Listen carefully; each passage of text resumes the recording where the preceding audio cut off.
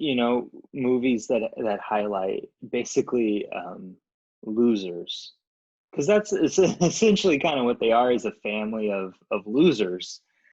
Hey guys, I'm Alain, And I'm David. and welcome to I Finally Watched, where we talk about movies that at least one of us has never seen before. And today, I finally watched The Host. And this is not to be confused with the 2013 Saoirse Ronan movie.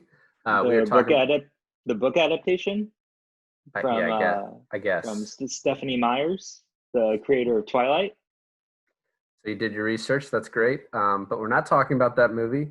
We're talking about the 2006 Bong Joon-ho movie. Um, it was interesting the way I came upon this movie. And to give a little synopsis, a monster emerges from Seoul's Han River and begins attacking people. One victim's loving family does what it can to rescue her from its clutches, which is straight from IMDb because I was reading it. But uh, I came upon this movie because around when it came out, probably in 2007, 2008, I was in Barnes and Noble and I had just gotten my first Blu-ray player, and Blu-rays were still really expensive. And there was a discount bin of Blu-rays, and I was able to pick up The Host and then this other movie, The Signal, which is not the Lawrence Fishburne one, but a one I had never heard of before, for pretty cheap. And so I had no expectations going into this movie, and I loved it. And then throughout the years, I saw Mother and Snowpiercer and Okja. And up until Parasite came out, I had never thought to look up the director, never made the connection that all of these movies were directed by the same person. And they're so different, but then every single one of them is just so good. And then obviously Parasite would probably be considered his best. So having only seen Parasite, Alon, what were your thoughts finally watching The Host? I didn't go in it as blind as you did back then.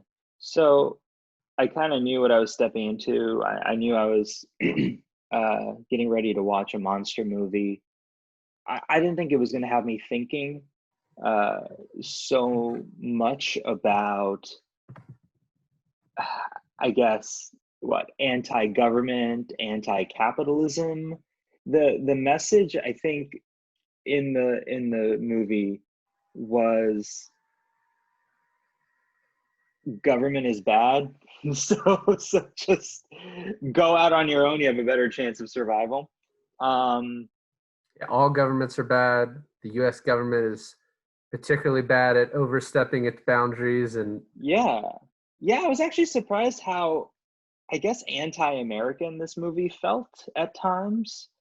Even with the opening scene, it opens in like a mortuary where the a head U.S. more. military mortuary. Oh, was it a U.S. military Yeah, mortuary? Yeah.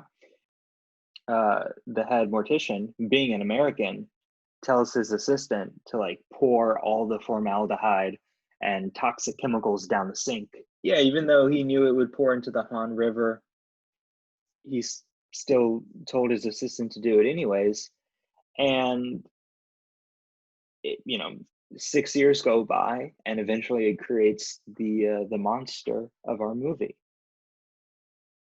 yeah. I think there are a lot of kind of big themes, which if the fact that you saw Parasite first probably wouldn't surprise you, but there's a very big, the theme of like the government kind of always screwing things up.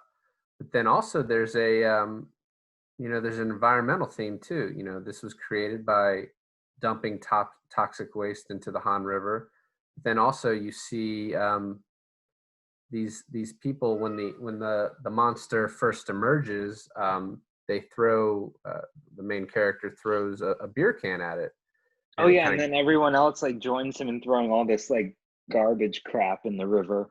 and then he attacks, which is not it's I don't know if that's directly his motivation, but I think it was kind of a just sort of a an example. Yeah, I don't even know what word I'm looking for. But it was just kind of a little moment where you see, oh, these people who were doing something wrong and who were environmentally dangerous were kind of getting a comeuppance. Yeah, I mean, the opening, there's like three scenes in the very beginning of the movie that kind of uh, launch the rest of the film. The mortuary scene, of course, is pretty vital. That's where you kind of get um, the dumping of the formaldehyde uh, into the Han River, and then the scene after that is two fishermen, I guess presumably find like the baby version of the monster, um, like 4 years before it attacks. And, they're saying how strange it looks, although the audience, we never see it. And then the next scene after that is 6 years after the dumping of the chemicals, and this guy is about to commit suicide off of a bridge. And before he jumps, he says that he sees a dark shadow in the water. What do you make of that, like those three scenes back to back? Well, I think it's kind of just, I mean, I just took it really as exposition. The fisherman scene, I think I mentioned this to you earlier. The the way it was shot, like it gave me Jaws vibes, because it's like these two people in the water, kind of similar to the two fishermen that are trying to catch Jaws off the dock, and it's very calm, and then you kind of get the music playing, and then they find this creature, and that's a little bit, it's a little bit different in that, it's just this tiny thing that if they had crushed right then and there, we wouldn't have a movie. Um but it was kind of interesting, because if you see the cover of this movie, it's this huge giant creature, and so you know what it's going to turn into, unless you went into this completely blind. So there's that foreshadowing of, you see these two men discover this tiny creature, and had the chance to capture it and prevent all this from happening, and the audience gets to see, oh well, that didn't work out, and now it kind of sets off the rest of it. Um the suicide, I think the movie has a lot of little tiny moments that tie together really well. And these are things I didn't catch until I rewatched it earlier this morning. But the guy who commits suicide is named Mr. Yoon, and then when the main character, Gangdu, I'm not going to be able to pronounce his name correctly, Yeah, um, going to. Hmm. but he and his daughter want to watch um, their sister slash aunt participate in this archery event for a gold medal, and they turn on the TV, and the first thing they see is this news report of this guy whose body was bitten in half and was pulled out of the river, and it says Mr. Yoon on there, and it's this like little tiny moment that I didn't catch the first time. Hmm. So, and the other thing he does, there's these two brothers that later on appear in the movie, and you think, oh, that's the first time we see them, when they come up about an hour into the movie. But when the main character is sleeping at the stand where he sells food with his father, um, you see the little boy and his brother come up, and the little boy tries to steal something, and his brother pulls him away, and it's kind of the foreshadowing later on, where you know those two brothers come back and steal food from that shack, and have even more interactions later on. So there's these just little Easter egg moments that kind of, they reward watching the film multiple times. So Yeah, I did not notice the little kid being the same little kid later on in the film. That's really interesting. But I will say that uh, the foreshadowing in this movie is great. I'll 100% agree with you there. Uh, in the same scene where our main character, Gangdu, is sleeping, he is woken up by a little girl calling daddy, and he kind of shoots up awake, and he's like, calling for his daughter. And it turns out that it's not his daughter, it's just some random little girl. But later on in the movie, during a very pivotal scene, he mistakes his daughter's hand for that same little girl's hand. yeah, I And I saw was like, that. Yeah, I and I saw was like, that. oh, that's really cool. Like he mistaken in two different ways the same thing twice.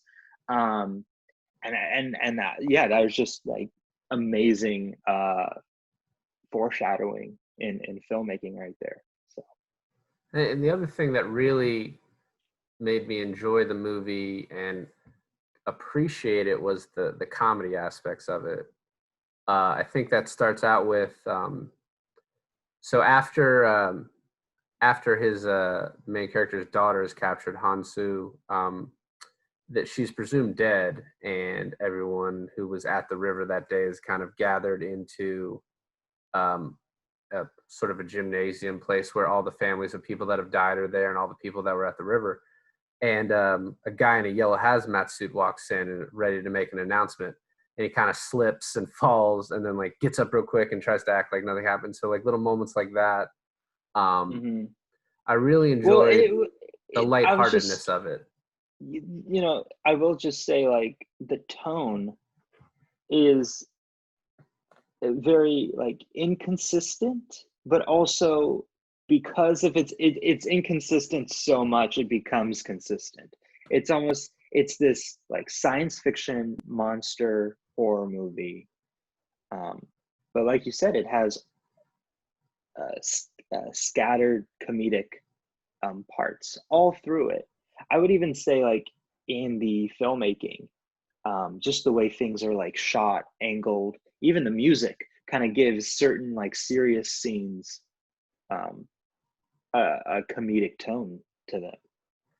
Yeah, I think the most comedic scene for me is when the family is trying to escape the hospital, and they get down to the garage and they're running for the van, and they all get in except the sister, the archer, and they start driving off as they're being chased by doctors in kind of hazmat costumes and gowns. And they're like, "Oh, we forgot her sister," and they're kind of looking at her as she's just standing there, like, "Oh, what do I do?" And Right. then they circle the parking lot, and she just like slowly walking to the van, like that moment to me was almost like a Curb Your Enthusiasm slash like Wes Anderson moment, like something that would be straight out of like that type of one of that type of show or movie. And then the other part that was just like reminded me pure Wes Anderson was when the sister was hiding in the bridge and her head just pops out and she's like kind of brightly dressed and the bridge is bright, and then it's just out of nowhere like why is she hiding in there, and she kind of walks off to go on her mission. But yeah, Yeah. those moments like that just like I think they make such a serious horror movie that the ending is kind of very jarring, but they add some levity to it that is really well done. Well, I mean, I think that brings me to mention the cinematography. Is there's some really great um, moments in the movie that are highlighted by some really great cinematography. There's also moments in the movie where I feel like it's kind of messy filmmaking. Like there's some things that you kind of see what he's trying to do, and he gets there like maybe 90%, but there's just that like, not it's not quite as I'll say it's not quite as finessed as like um Parasite. The CGI for the monster isn't that polished. So at times it looks cheap, but there are some really great moments in the film that's highlighted by the cast. And I think what I pulled from it too also was, and this is very similar to Parasite. In Parasite, I think he paints everyone. I don't think there's a true villain. And for the Park family in The Host, the main character Gang Du is kind of considered a bumbling idiot by his father and his brother and sister, but each one of them at a certain point you kind of see that they're all idiots, that they're all kind of misfits. The brother is a drunk. The sister, while she's like an accomplished archer, can never pull the trigger in time and is always, she got a bronze instead of a gold, even though people know how good she is. And then the moment with the grandfather, them he had to pay for their escape from the hospital, and when he's giving his credit cards away to what I guess would be, I don't know, gangsters or just some people who can do some stuff for you. They're like, so all your pins are 1, 2, 3, 4. Like he's just like a kind of a, an idiot himself too, and just these band of misfits that are going after this terrible monster to save their granddaughter, niece, daughter. I think the tone and the cinematography are just kind of it's all over the place, but then not the cinematography, but the tone is all over the place, but it works so well given the subject matter of the movie, and just I think he pulled it off. Yeah. Movies that highlight basically losers, because that's essentially kind of what they are, is a family of losers. And you see their arc from beginning to end, and what they're able to achieve at the end of the movie. I think that makes it even more like sweet. Like, they gave Gongdu's brother, I believe his name is Nam-il. Nam-il. Yeah. They gave him this really badass moment where he's a wanted man.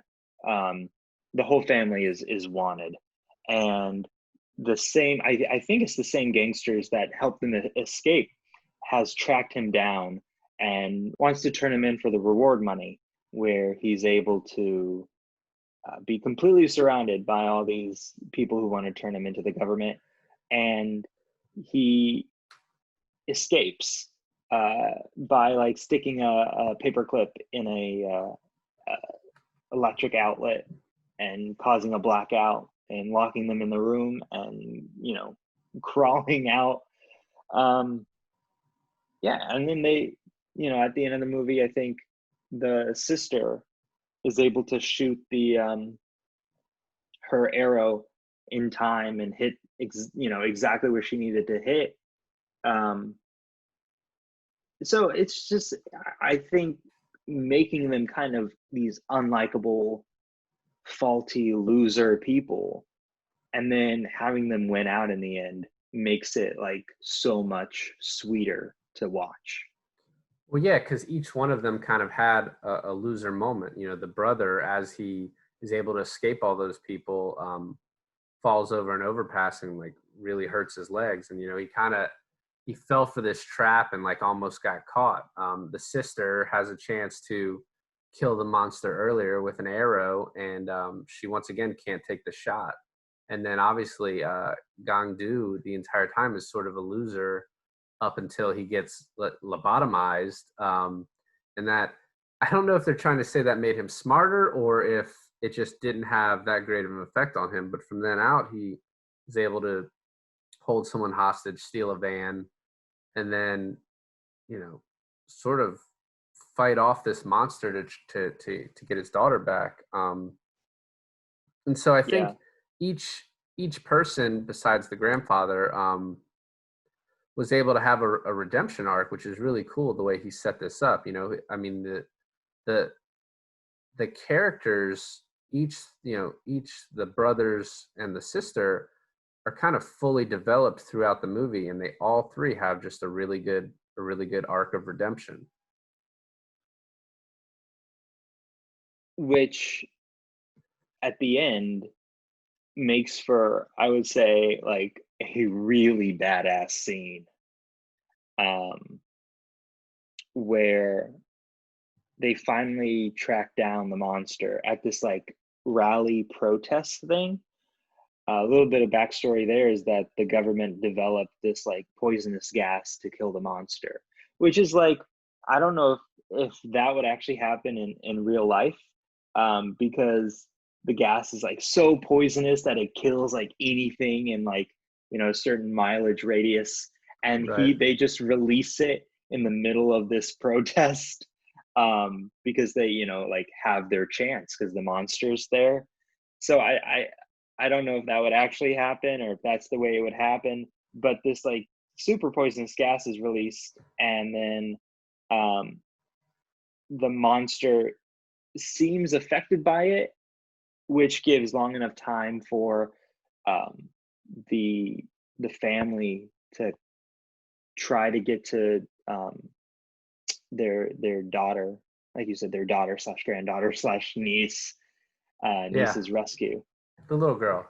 And yeah, and I think he set that scene up. You know, the obviously the sister is an archer, but then the brother, you know, it goes into a little side story earlier how he he said he fought for the democratization of the country, and now he can't even get a job, which is kind of setting up that he was a protester once. You know, so he knows how to make these kind of Molotov cocktails, and that's what he brings to eventually fight the monster. Kind of after they all figure out where the monster has the little girl. So yeah, that scene was a culmination of kind of a lot of great setup with the plot. So What was funny about that scene where he's throwing the Molotov cocktails at the monster, he misses every single one. And then when he finally has a clear shot of the monster, he like it slips out of his hand and breaks on the ground, doing absolutely nothing.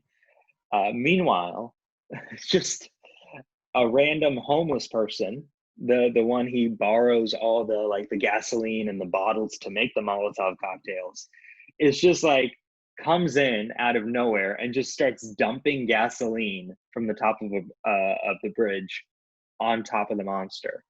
um I thought that was just kind of funny because from the main character's perspective, his brother is the one giving him the most hard time uh, throughout the whole movie. And then I don't feel like he actually ever gets a, a redemption arc. Um, at the moment that like Gangdu gets it, his sister gets it, and then when it finally comes to him, he's like, nah, nah. well, I mean, he did bring the homeless guy, and when he dropped that bottle, his sister was able to, you know, light her arrow on fire and kill the monster. I mean, that was kind of the death blow to the monster. Yeah. Um, And then the monster was on fire, and she just like turns and starts walking away. And I was like, oh man, that is so cool. yeah, no, it was definitely cool. Um, and I think, and obviously, we've gone into great detail about the plot already, but I think the only thing left is kind of if To you haven't seen this movie, just give away the ending. well, because in a horror movie, right, there are deaths usually, and I think in this there are two deaths you care about. One is around the halfway point; the grandfather is killed by the monster, and this is kind of one of the. I would say it's got to be the low point for Gangdu because he's been a screw up, you know, his entire life. His father talks about how it was, you know, it was his fault because he used to have to leave him at home a lot, and he they used it was a Korean word for it, but it was basically kids that were kind of left on their own would steal food, and it wasn't really considered stealing, but it was just their way to get by. And so the Yeah. grandfather took a lot of blame for that. But then in this final moment where they're trying to shoot the monster, and the grandfather is connected a few times, and Gong Du's like, "Oh, I have one bullet left," and the grandfather takes that gun, and they're all kind of running away. And the grandfather turns around, and the monster's bearing down on him, and he gets ready to shoot, and then click, nothing, and then you see Gong Du counting on his fingers, and just like, "Oh, I screwed up again." And what I thought was interesting about that scene, if not just sad, is the monster grabs the grandfather and then as hard as it can slams him to the ground and just leaves the body there, and you find out that the monster's kind of, he feeds off of these people. But in this instance, the the director is kind of setting up that this monster has kind of thought. It's not just a killing machine that just eats and sleeps. In this instance, it was getting revenge, and that's the monster killed the grandfather only because that they were attacking him and didn't even take him for food, which he could have done. So, Well, um, I agree with you where it's not like at times you do feel like the monster is like only has an id, only wants to eat and protect itself. But then um, there's a few moments where, oh, it actually has like intent, and that is definitely one of the places where you see that. I think another place is you see it actually when you first see the monster. um I know you said like when they're throwing the cans at him, he comes out of the water and starts attacking them, but that's not the part I'm talking about. The part I'm talking about is when Gangdu hits the monster's tail and like and hard enough to draw blood, and then the monster is chasing him and grabs the only person the monster grabs is Gangdu's daughter. um and I couldn't help but think maybe that was uh, purposeful in a way, like a sort of type of revenge. um and another moment later on in the movie where his daughter is trapped in the sewer, like the monster's lair. And he comes and drops a couple bodies down and then leaves. And she makes some sort of noise and it like comes back and she has to go like still again. Or, I guess she's playing dead, and it comes back and like licks her and then runs off again. And I was like, oh, it's kind of like showing it's malicious. It's not just a monster that wants to eat, but it has some evil to it. Yeah, and I think that's also kind of, in one of the climactic scenes, the little girl's trying to escape. The two brothers that were brought that were trying to steal from the shack, they got caught as well. And the older brother died, and the younger brother is being protected by Hansu, the little girl. And she tries to escape by jumping off the monster and grabbing onto this rope she made out of clothes. And it's kind of really well shot to where you think she's grabbed onto it, and then the camera sort of pans back and the tail is holding her. And then the tail sets her down, and you look and you realize the monster's still asleep, basically, like its eyes are closed. And I think it kind of leaves it up to interpretation. Well, is the monster just screwing with her, or does the monster's tail sort of have almost like a mind of its own, like its own reflexes, its own kind of senses, to where it could do that when the brain is asleep? um but it's just, it kind of, there's these several scenes where it just sort of lays out that this monster is not, it has a lot of, like, you could say intellect, but also just kind of these features about it that make it just not ordinary. Not that a monster like this would be ordinary anyway. No, it's definitely like it's a bad guy. It's And I feel like the director really wants you to hate it, really wants you to feel like this is the enemy. This isn't. I feel like a lot of these monster movies that, oh, this is because of pollution, or this is because of the toxic waste the government dumps in the water, or monsters that come out of that um, trope of storytelling, is like, oh, it's man-made, we are our worst enemy in a way. That's the message it wants to send. But for this movie, I feel like it's like, no, this monster is a bastard. It definitely wants you to very specifically hate on this guy. Well, yeah, because in a lot of these movies, I think this movie kind of, you get to eat your cake and have it too, because like this monster is created by the government, and like you get to sort of like hate the government that they would have done something so stupid to create this, but then at the same time they don't make the monster sympathetic in any way. It's just an evil, intellectual, you could say, killing machine.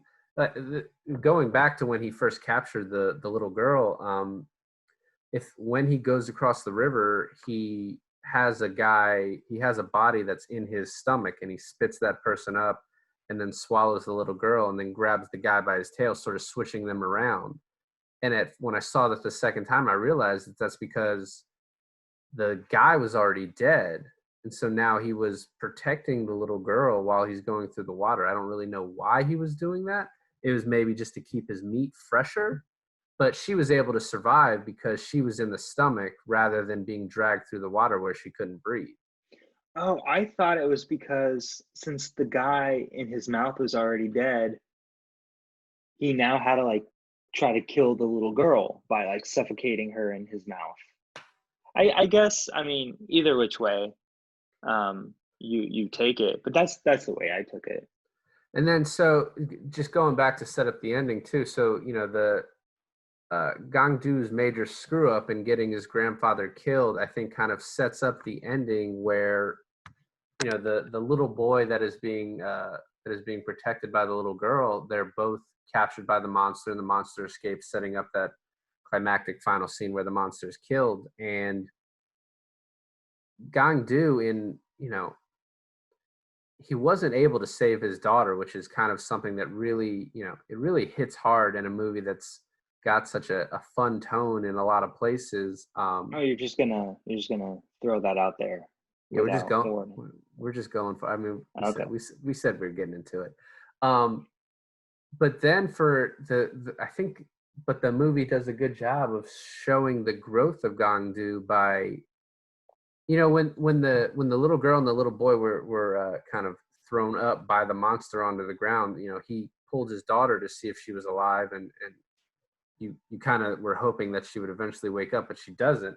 And then later on, after the monster's killed, kind of Gong Du goes back for the boy and kind of tries to get the boy to come to, and eventually is able to. And I think that sort of shows some growth in him, that he would care about this other person. But then there's also just the symmetry of it, because that little boy basically is Gong Du as a little boy, which I think the writing of that is so well done. And it definitely, at least to me, it softens the blow somewhat of kind of the tragic death of his daughter, because I that's would something that would hit, I think, does hit hard, but would have hit harder without that.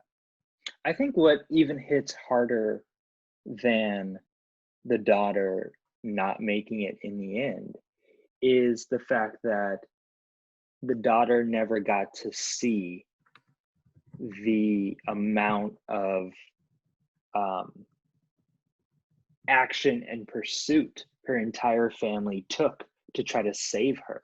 She never had a chance to actually realize that they basically, I mean, after the grandfather basically gave away all his money, um, all of, he dies, they have no more money. They're all All three, fugitives. they're all fugitives. All three of them are injured extremely badly. Um, she never gets to see that her family went basically to hell and back for her. And in the end, yeah, it's sad that she doesn't survive. So it's like, oh, they went through all that for nothing. Not for nothing, like you said, they managed to save the little kid. But I say it's even sadder because she never got to see how much she was loved and how much she meant to them. Right. No, yeah, definitely. Yeah, I mean, it's very, like I said, it's so hard hitting for a movie that you don't really expect that to happen. But what I did like is, in the end, which they accentuate with Gang Du getting a haircut and no longer having the blonde hair he's had throughout the entire movie, which I guess signified him being kind of More out there mature. and different. But yeah, he as soon as you see him years later, he looks more mature, and then he's living in the shop with the little boy, taking care of him, feeding him, and still on the lookout for any more monsters that could come. But I think the development of his growth and the ability for him to look after this little boy, I think, was, I don't know, such a good ending to a movie that otherwise had a very sad ending. No, I agree. I think his character arc really just kind of made this movie as good as it actually is. So, Alon, now that you've finally seen The Host for the first time, is this a movie that you'll see again? So yeah, I'll definitely see it again. It's a fun movie, and it's definitely a thought-provoking fun movie. Yeah, I think this, along with the rest of Bong Joon-ho's movies, are things I could watch all the time. I've at this point seen all of his movies except his first one, or his first big one, Memories of a Murder, and that's one I'm want to track down. But The Host for sure is one that I will watch again. Maybe not next week, but definitely in the near future, in the next couple of years, I'll come back to it. So, well, uh, thanks everyone for joining us today. I'm David. And I'm Alain, and I finally watched The Host. Da da da da da da.